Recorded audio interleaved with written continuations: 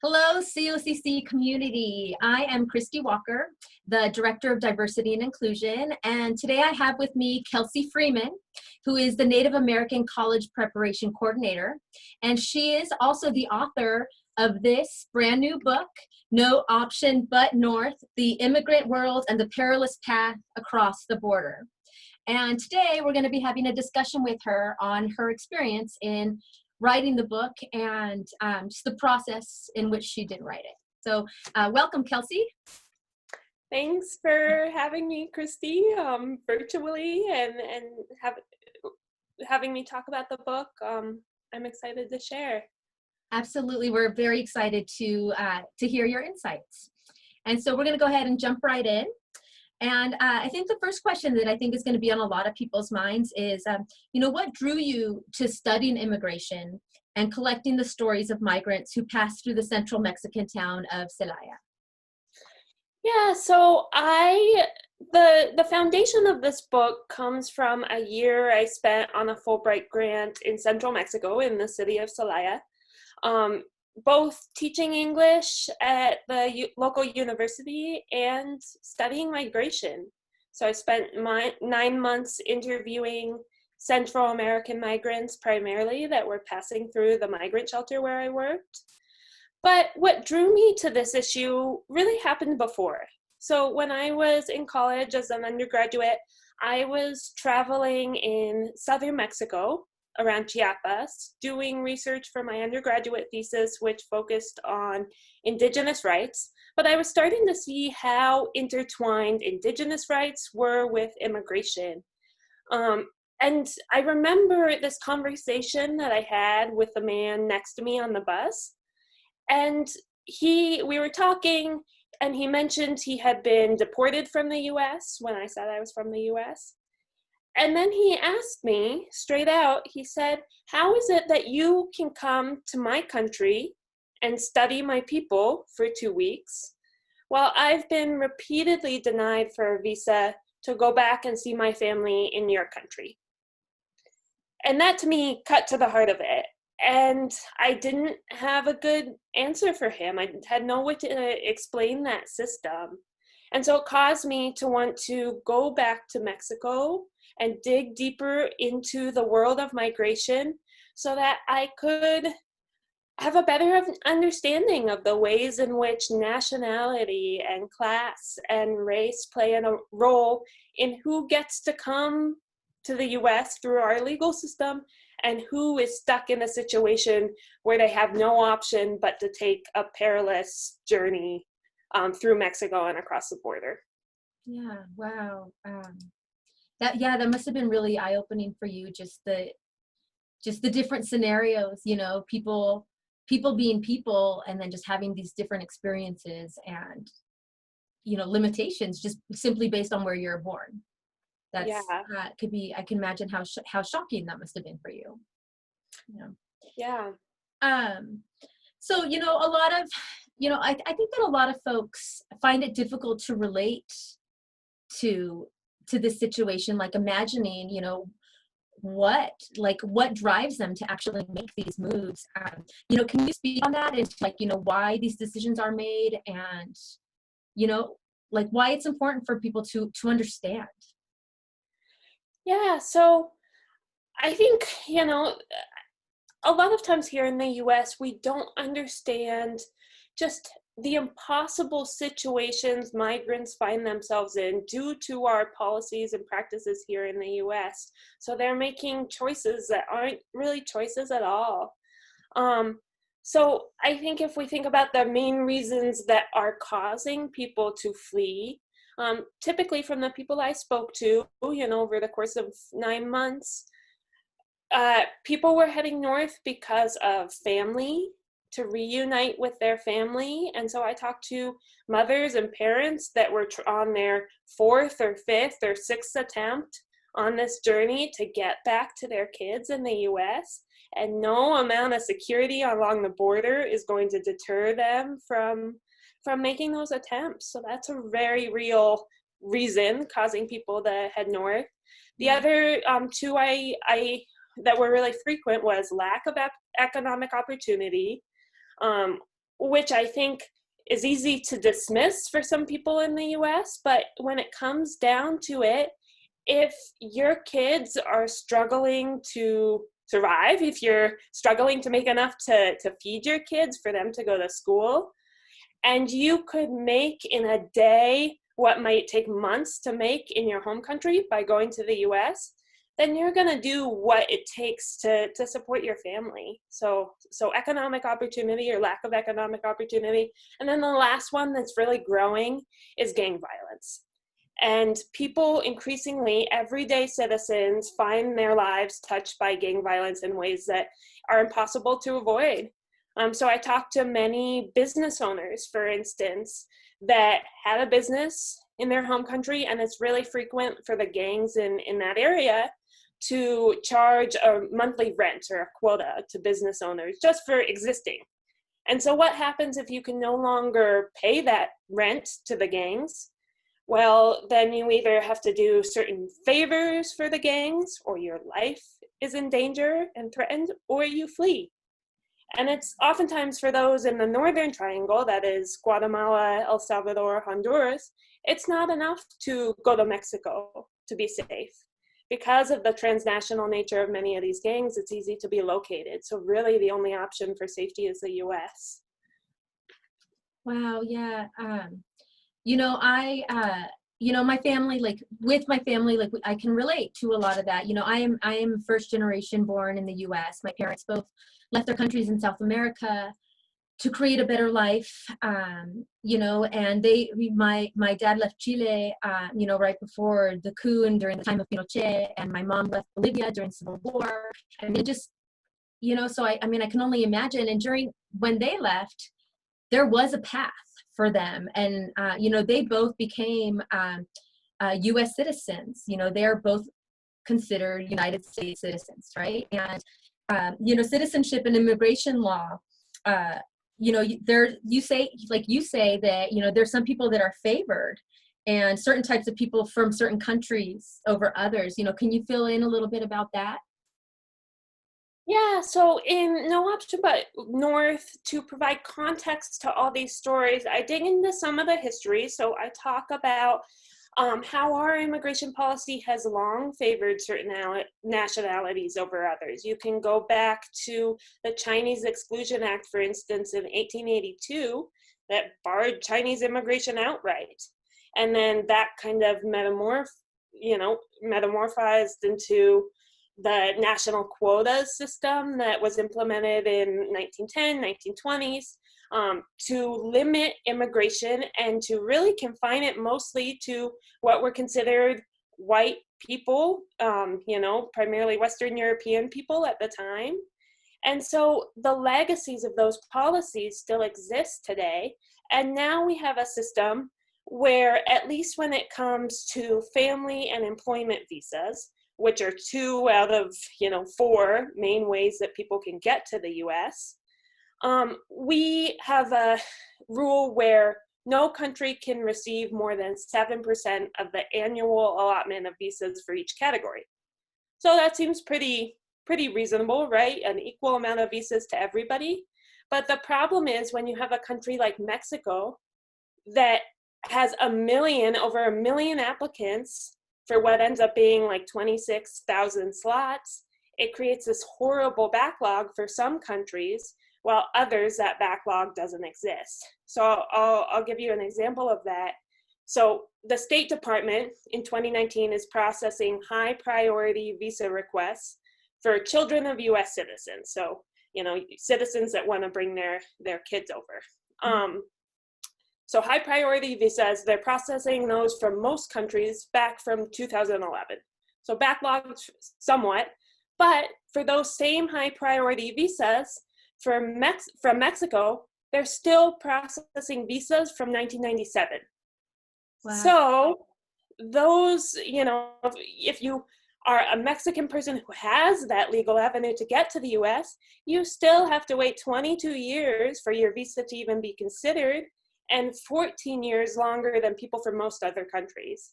So yes, the ways in which it plays out is not equitable. Yeah, that's incredible. That's staggering information. And I think that, a lot of people aren't aware of that information. It's very easy to dismiss the reasoning. And so I think it's really important that you're sharing that. And, you know, and these are facts. It's not your opinion that you're sharing. It's facts. This is what is actually going on, which I also think is very important. The fact that you're sharing this in your book, because it's truth. It's not fiction. And as much as we wish it was, right? So it just makes it just so important. So can you tell me a little bit about, you know, some of the risks that some of these folks were willing to face and put themselves through, and that, you know, you document? Because I think one thing that we didn't really mention is that, you know, during your time in Mexico, right, and you had received a Fulbright scholarship or a Fulbright grant to be able to go and do this research, correct? Mm-hmm. So during this time, you know, you spent a lot of time interviewing folks.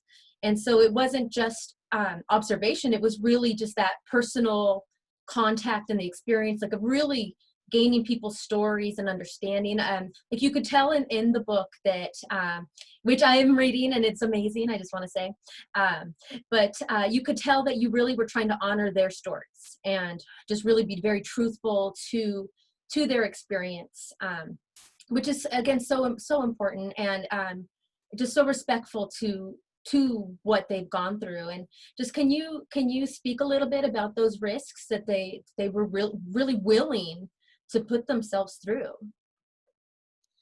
Yeah, so yeah, over, like you said, Christy, over the course of 9 months that I was there doing this research, you know, the first couple months I had really informal conversations with people that were coming through the shelter, trying to get my footing and kind of doing my own background reading and such on immigration. And then I started to do more formal interviews. So over the course of 9 months, I spoke to hundreds of migrants, did formal interviews with dozens of migrants.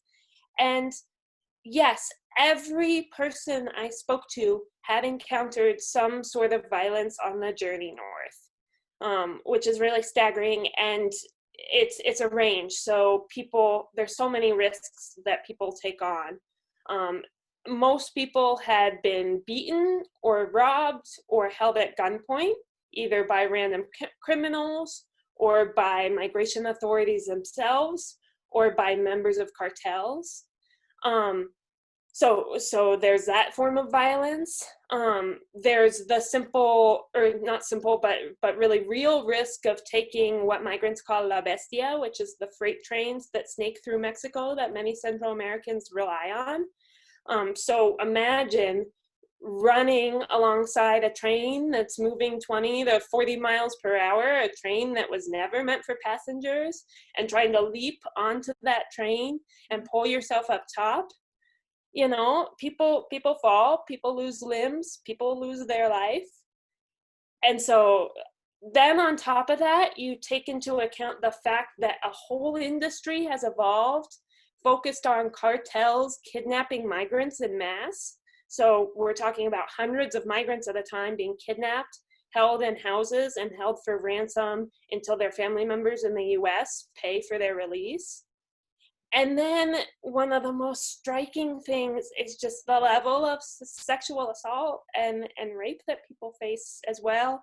You know, there's a lot of different estimates and it's hard to calculate, but articles have documented that anywhere between 60 to 80% of migrant women that attempt the journey north experience rape or sexual assault along the way. And I spoke to women that were taking birth control in preparation for this journey north. And that is emblematic of this web of violence that people face, because they are literally accepting and preparing the fact that they'll experience life-altering trauma on the journey north. And that to me speaks volumes. And it says if they're willing to risk that kind of violence and accept it, then it means there's a reason, there's greater suffering at home. Wow, I I have no words. That's devastating and just tremendous. And Whew, um, It's heavy, and you feel it, and there's no way. It's hard to know what to say in these worlds, but I think thinking about, for me, the the fact that migrants face these really impossible choices, and then trying to think about the root causes that put people in these situations in the first place. yeah, I just can't even imagine, you know. Um, wow. Um, so what do you think would be a message that, the migrants that you met in Mexico, that they would want you to share with Americans here in North America, who denounce and denigrate them? Yeah, so I was there in Celaya at a really interesting time. I was there in 2016 before the election, and 2017 after the 2016 election. So there was, first of all, a lot of fear among migrants about what might change, what won't change. So there were a lot of discussions about politics. Um, and I think that most migrants wanted to share their stories and took the risk of sharing their stories with me because they wanted people in the US to know.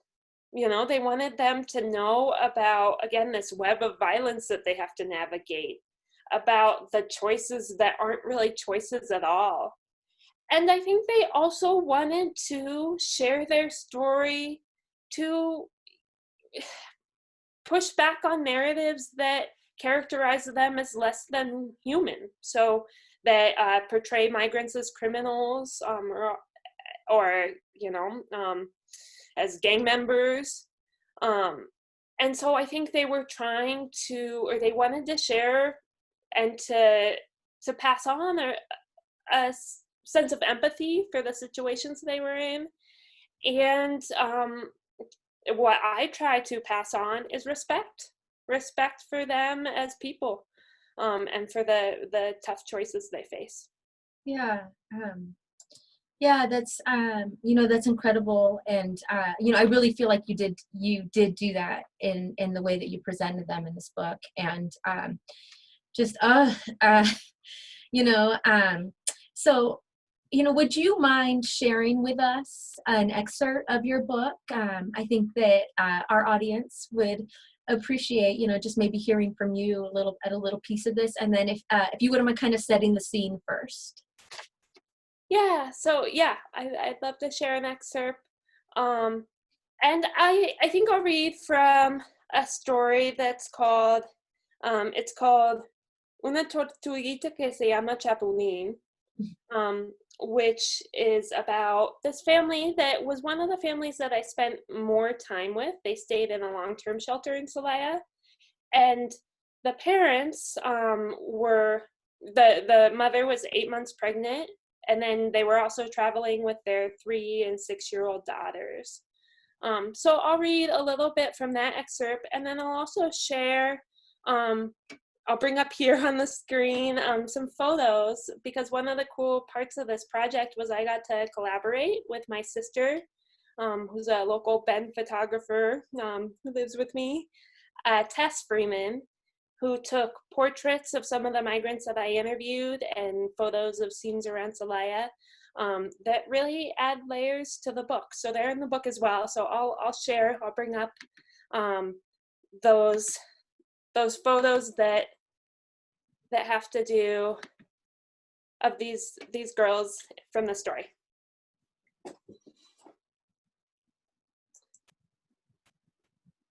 On the other side of the room, the girls' parents and I shared a frayed sofa.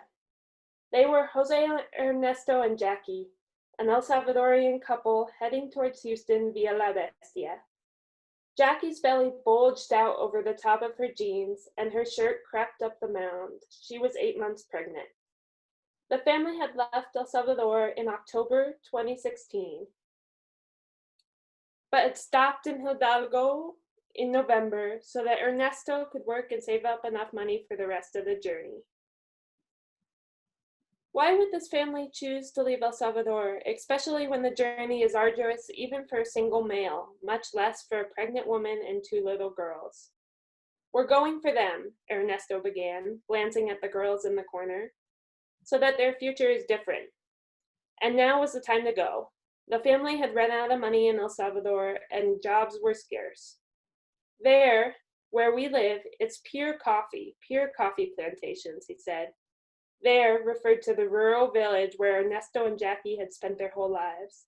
However, the price of coffee had recently plummeted, forcing the plantation to cut most of its workforce, including Ernesto. But why wouldn't Ernesto just take his family to another village or to the city and find a job there, instead of journeying all the way to a distant America? "Well, the other problem is the gangs," Ernesto shared.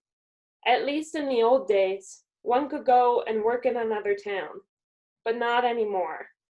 Because the town where I live is one gang's territory, and the town that I would go to work is another gang's.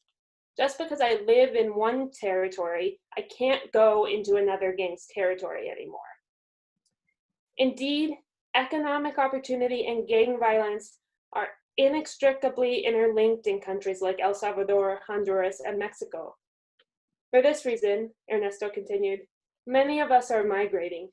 Because imagine if, shall we say, a guy from our territory gets his degree.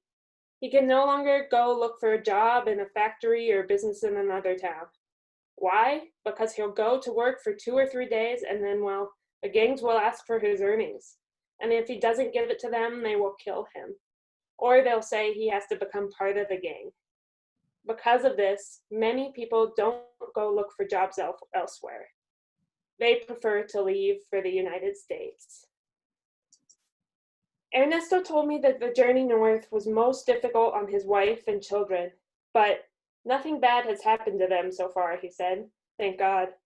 Tellingly, Ernesto did not consider sleeping in the street, begging for money, walking hundreds of kilometers with 2, almost 3 children, under 7, going hungry, and taking a train that was never meant for passengers, all of which had occurred on his trek.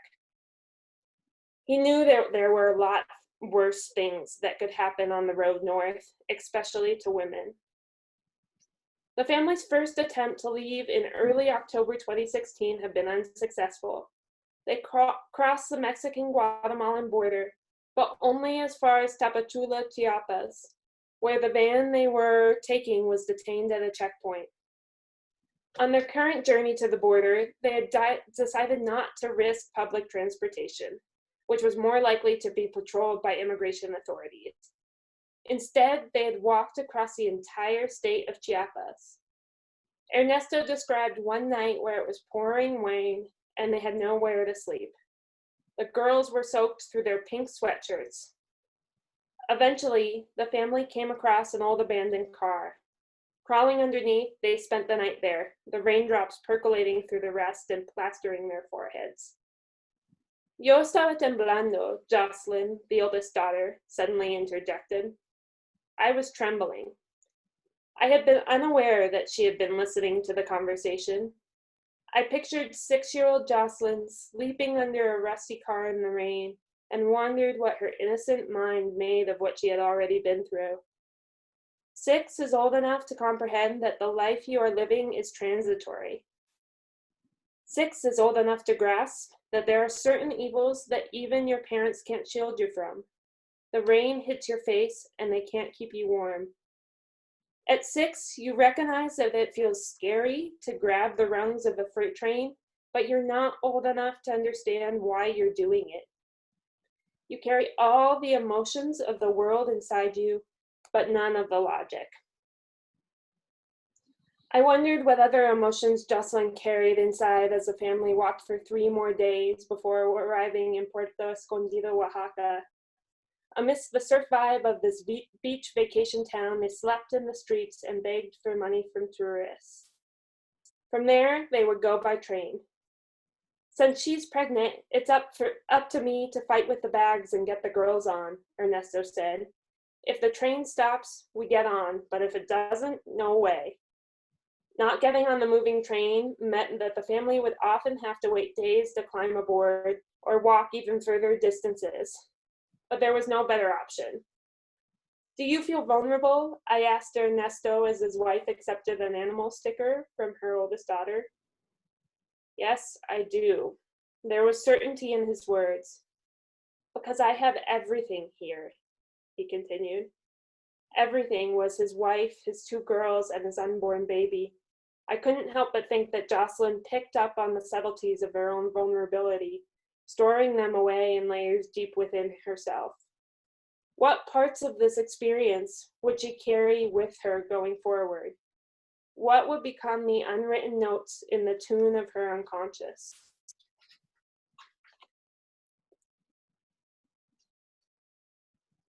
Jocelyn came over and nestled up to the base of her mother's feet. She was drawing something in her notebook, a picture of herself and her family, she explained. Are you leaving already? She asked, as I tucked my notebook into my backpack. Not yet, I assured her. Want to see my drawings? She offered me her notebook, which was plastered with butterfly stickers and scribbled figures. Is that you? I pointed to a rounded drawing that had a face and some hatch marks. She smiled, cocking her delicate neck up at me. No, es una tortuga que se llama Chapulín, she giggled, as she told me it's a turtle named Grasshopper. Ah, that makes sense, I responded, because it did in fact look like a turtle. But of course, drawing a turtle named Grasshopper was a piece of kid logic that could make any adult's heart turn to melted butter. What is rational to us can be bent and molded until it becomes something else entirely for a kid. I hope the journey north could be kneaded into something softer in Jocelyn and Maria's minds, just as the turtle could be called Grasshopper. There would always be a certain ugliness behind these days for them, a sliver of darkness and uncertainty hanging in the air they breathed. Earlier, Ernesto had described how every time the family passed a park, the girls would beg to stop and play. Sometimes it gives me the urge to cry, or even return, he shared. I was sure it was the same for his girls, the longing to be kids balancing unsteadily on the tumultuous ground beneath them. But I hoped, deep in my softened heart, that they would find a base of stability soon, that could ease the emotional weight of watching the train tracks pass beneath their little feet. Wow. Thank you so much for sharing that, Kelsey. That was beautiful. Could easily envision, and the pictures, Tess, I mean, just really just captured the innocence of those beautiful girls. You know, it was just very easy to picture. You know, I could just see the dad like looking at them, and just, you know, the feelings that how you must have felt when realizing when Jocelyn, when you realized she was listening to what you were saying, and just thinking about that, you know, the trauma that these children are experiencing, and that, you know, this will stay with them, you know, and even the younger Maria, like, she will remember, you know, I mean, maybe not to the extent as the older child, but, you know, I think that that's something that gets forgotten a lot, that, like, you know, people, that this is a true thing that everybody's experiencing there. Yeah, and we don't always think about the trauma that comes from enduring so much violence, or even if you don't experience some of the worst violence, still enduring the unsteady nature and the dangerous kind of feeling behind traveling north. Yeah. And so yeah, that sits with people, and that's true for people in our community here in Bend and Central Oregon. And so I think being able to hold those realities is really important for us, for those of us that haven't experienced this world in particular, to think about what that might be like. And again, yeah, what kind of trauma you might be holding or carrying. I think being able to empathize with that is ultimately, I hope, will bring our community closer together in a lot of ways. Yeah, I mean, that's part of the reason why it's so important to bring these stories to light, because I think it's very easy for people to dismiss these types of things. when they don't experience them, like you might have heard, the term, like, it's not the skin that you're living in. And it's just so true in these type of things. It just seems so far-fetched. Like, yes, it's a book, but it's real stories that I think people are very disconnected from. And but that's why it is, like, again, so important to share this. So I just have a couple more questions for you, Kelsey. Thank you so much thank you for sharing that. That was beautiful.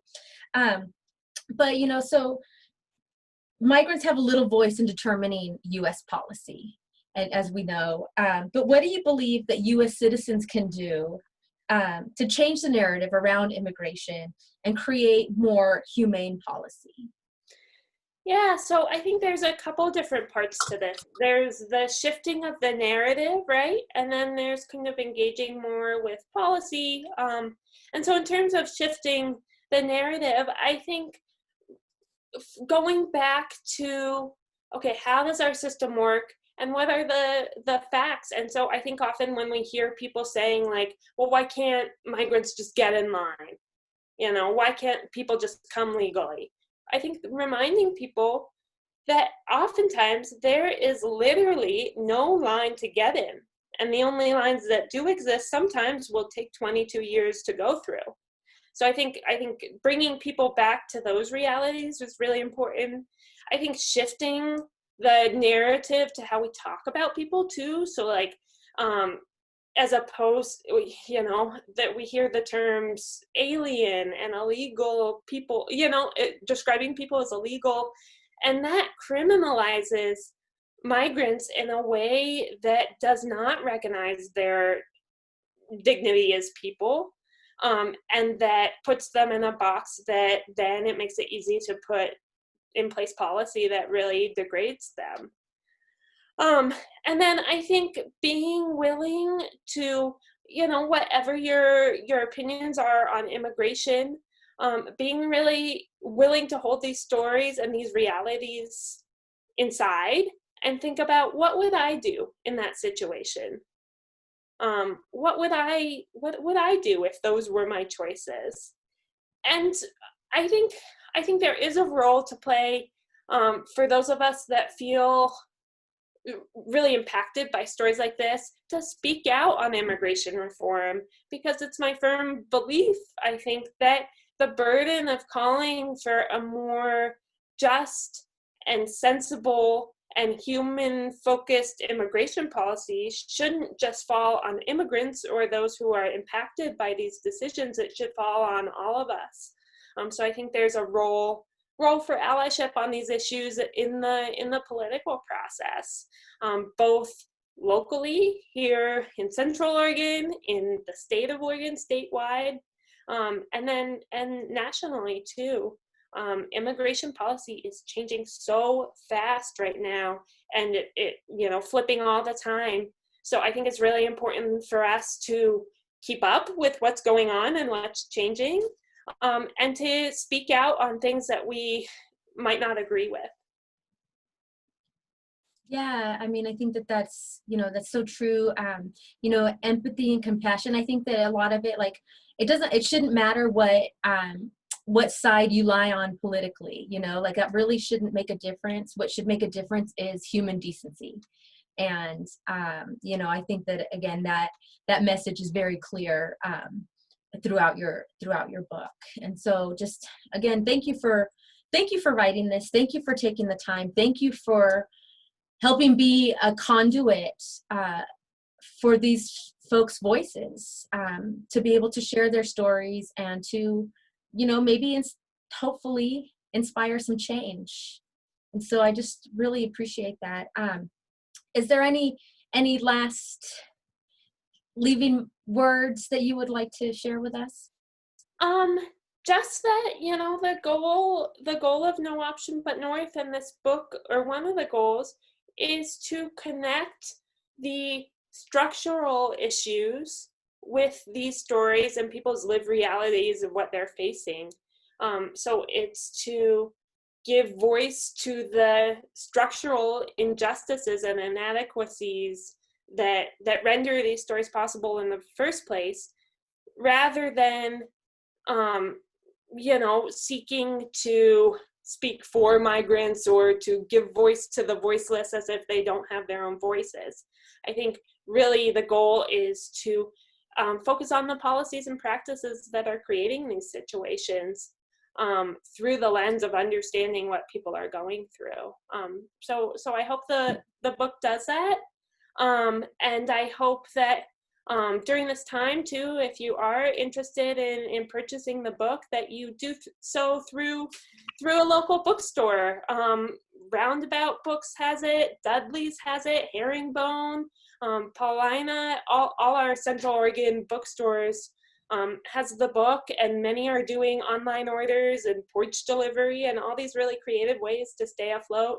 So it's such an important time to focus on supporting local businesses. So order it through a local bookstore, or if you have to order online, bookshop.org is a good way to do so, because the profits go to independent bookstores rather than big corporations. Awesome. Well, thank you again so much. Just really, really appreciate your time, your willingness to share your story with folks. And so again, folks, this is the book, No Option But North, The Migrant World and the Perilous Path Across the Border by Kelsey Freeman. She is the Native American College Preparation Coordinator for COCC, Central Oregon Community College. And I am Christy Walker, the Director of Diversity and Inclusion for Central Oregon Community College. And we thank you, and we hope that you've enjoyed our discussion today. So be well, everybody. Thank you.